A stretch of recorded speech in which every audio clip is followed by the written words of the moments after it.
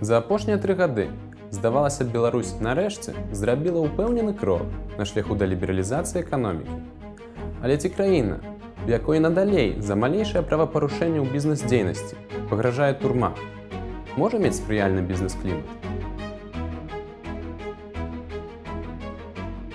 Лібералізацыя эканамічнай дзейнасці азначае, што дзяржава асабліва не перашкаджае весці бізнес. А наша дзяржава дагэтуль умешваецца ў розныя сферы эканомікі, у якіх яна альбо непатрэбная, альбо нават шкадлівая.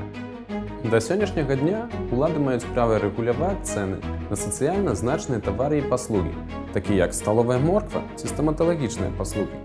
Такім чынам, яны ўмешваюцца ў парадак цэнаўтварэння прыватных прадпрыемстваў. Я ўжо не кажу пра абсурднасць рэгуляцыі такіх рэчаў, як асартымент у рэстаранах ці гадзіны працы гандлёвых крамах. Вось ужо 25 гадоў Беларусь вядзе перамовы па ўступленню ў сусветную гандлёвую арганізацыю, да якой належаць 164 краіны ў свеце. Дык можа пара ўжо прыняць правілы гульні, да якіх дастасаваўся амаль увесь свет. У асноўным праз дзяржаўныя банкі дзяржава выдзяляе танныя грошы розным камерцыйным установам. Праз гэта стварае нероўныя ўмовы вядзення бізнесу. Тут магіі няма. Калі нехта атрымлівае крэдыты пад смешныя працэнты, то нехта іншы будзе вымушаны плаціць завышаныя працэнты, каб банкі маглі адбіць свае грошы. Замест таго, каб ствараць умовы для вядзення бізнесу, дзяржава займаецца чымсьці іншым. Яна стварае вобраз паспяховасці беларускай эканамічнай мадэлі.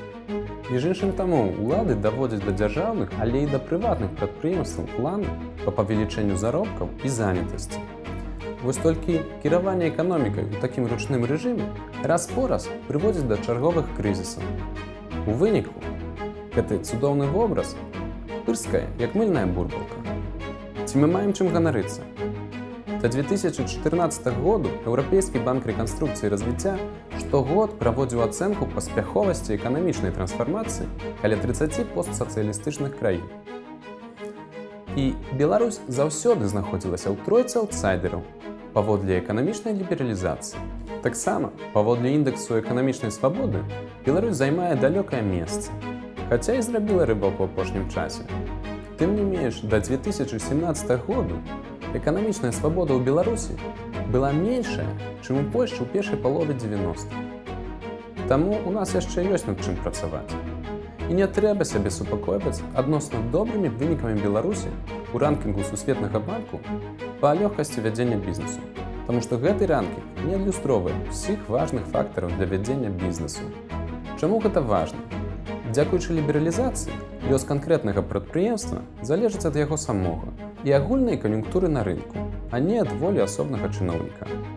На ўзроўні эканомікі лібералізацыя вядзе да павелічэння канкурэнцыі, стварэння новых працоўных месцаў, прыцягнення замежных інвестыцый і ў выніку да росту чалавечага дабрабыту.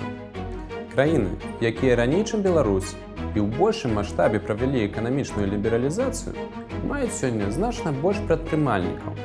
А значыць, і канкурэнцыі ў такой эканоміцы будзе больш.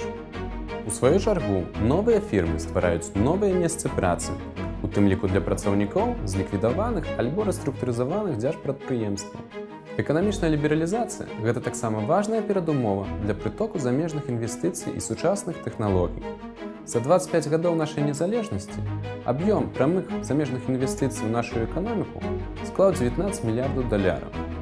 У параўнанні да эканомікі гэта другі, самы нізкі паказчык сярод 30 постсацыялістычных краін.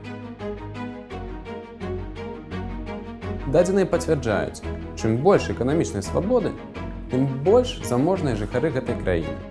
Сярэдні ўзровень жыцця 5 найбольш свабодных эканомік Еўропы 2,5 разы большы, чым 5 найменш свабодных.